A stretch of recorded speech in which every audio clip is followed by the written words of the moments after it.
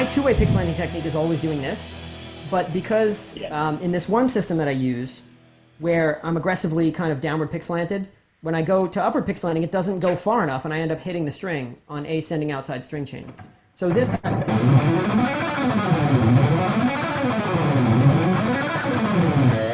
I always thought I was clearing the strings because it sounds clean.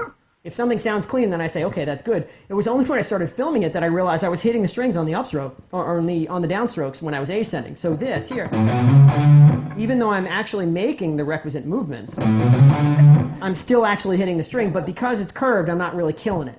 And the muting really is, I mean, I can't hear it at all when I do that.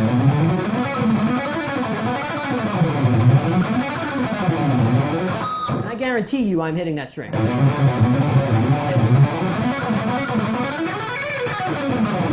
The descending side, no. Descending side, I never hit the strings because I'm mostly leaning this way, and so it kind of obviates the question a little bit because this is an inside string change. It's only on outside string changes that you're likely to swipe most of the time. Yeah. And so when I'm leaning this way, all the outside string changes, I'm likely to just hit the next string on the way out.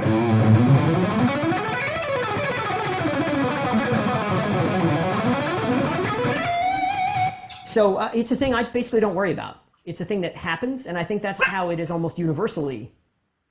I think swiping exists because it's a thing that players can't hear and can't feel, and therefore they do it. I don't think Bedio sat there and planned it out, like the Forrest thing that he does, where he's like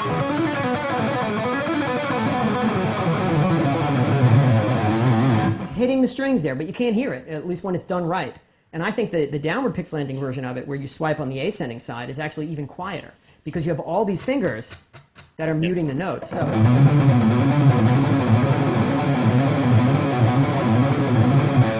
notice I'm not two-way pick slanting there. This note is actually plowing right through the A string.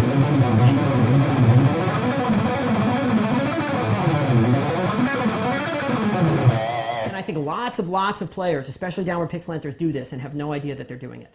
It's usually, ironically, the upward pick slanters where you can hear it. The only reason we know that DiMeola does it is because you can hear it. You can hear him hitting the open strings, and we know that Gilbert does it because you can hear it. When he does that famous... You can hear that little noise there. You know that he's doing it, and it's only because he's doing it at the 12th fret. Go back and watch Intense Rock, and you'll hear that little blast of noise every time he does the upstroke. He even says it. He says, oh, the upstroke is the hard part. Well, that tells you how he's doing it. It tells you that he's using upward pick slanting because it's the upstrokes that do the swiping on the way back. And if you're a season pass person, you probably have no idea what I'm talking about here. If you're a Masters of Mechanics person, then you know what I'm talking about. But we've been talking about swiping in the season pass materials a little bit. We mentioned it in the Steve Morse analysis a little bit, and we've talked about it in some of the YouTube videos.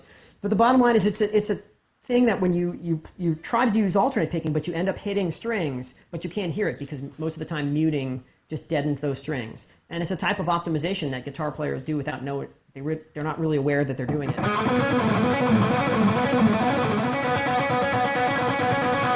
I mean, you just go back and forth between two strings. Just the downstrokes all hit the G string, but you can't really hear it.